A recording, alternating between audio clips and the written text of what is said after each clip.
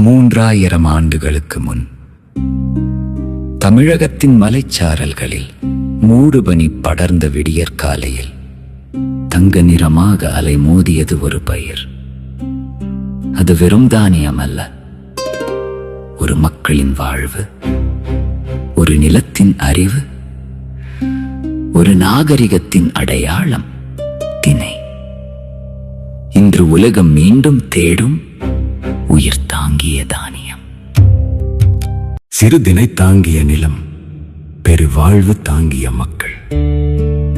மலைச்சாரல்களில் அலைந்த காற்றும், மழைத்துளியில் வளர்ந்த தானியமும் தமிழர் வாழ்வின் ஒரு பகுதியாக இருந்தன. தினைவிளை சாரல் கிளிகடி பூசல் என்று மலைப்படுகடாம் கூறும் போது அது ஒரு வயலை மட்டும் காட்டவில்லை, ஒரு சமூகத்தின் வேளாண் அறிவையும் ஒரு மக்களின் உணவியல் நாகரிகத்தையும் நமக்கு காட்டுகிறது. மென்தினை நுவனை உண்டு என்று பெரும்பானாற்றுப்படை நினைவூட்டுகிறது. தினை என்பது பசியாற்றிய உணவாக மட்டுமல்ல, மலைநில வாழ்வின் அடையாளம், உழைப்பின் பலன், இயற்கையோடு இணைந்த வாழ்வியல். ஒரு சிறு தானியத்தில் ஒரு பெரிய நாகரிகம் உறங்குகிறது. ஒரு திணை துளியில் ஒரு தலைமுறையின் அறிவு மறைந்திருக்கிறது.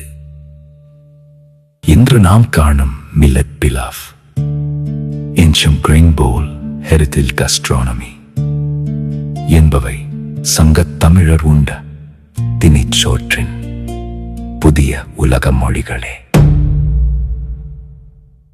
சங்ககால சமையல் மறு உருவாக்கம் கடந்த காலத்தை மீண்டும் சமைப்பதல்ல, அந்த அறிவை இன்றைய உலகிற்கு மீண்டும் பரிமாறுவதுதான்.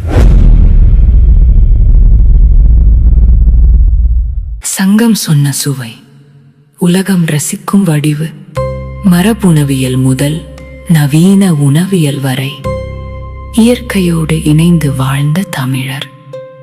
அறிவின் சின்னமாக இருந்தது திணை.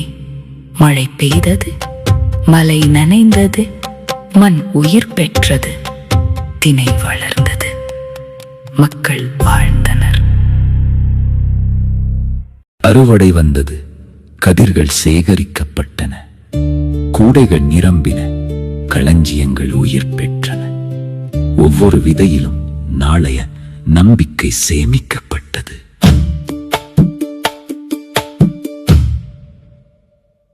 அந்த விதை தினைச்சோறாக மாறியது, கூறாக மாறியது, விருந்தாக மாறியது.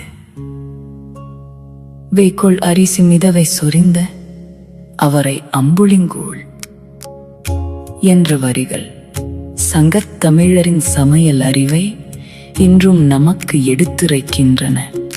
எளிய பொருட்கள், ஆழமான அறிவு, இயற்கை ஊட்டச்சத்து. உணவு என்பது பசியை தீர்ப்பதற்கானது மட்டுமல்ல, அது நிலவியல், அது வாழ்வியல், அது பண்பாடு, அது அடையாளம்.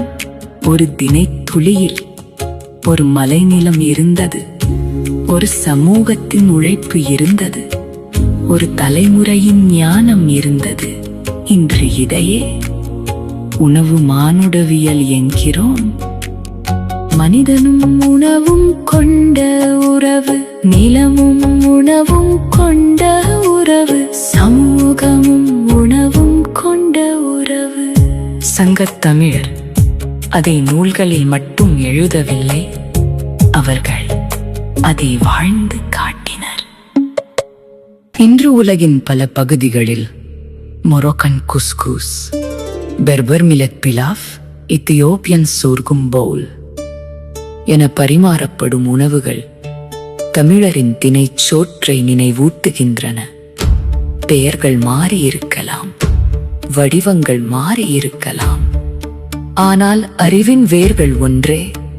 சங்ககால சமையல் மறு உருவாக்கம் என்பது பழைய உணவை மீண்டும் செய்வது அல்ல, அந்த அறிவை மீண்டும் புரிந்து கொள்வது, அந்த மரபை மீண்டும் உயிர்ப்பிப்பது. தினைச்சோறு திணை உணவு களமாகிறது. மரபுணவியல் நவீன உணவியலாகிறது. உணவு பாரம்பரியம் உலக மேசையில் புதிய வடிவம் பெறுகிறது.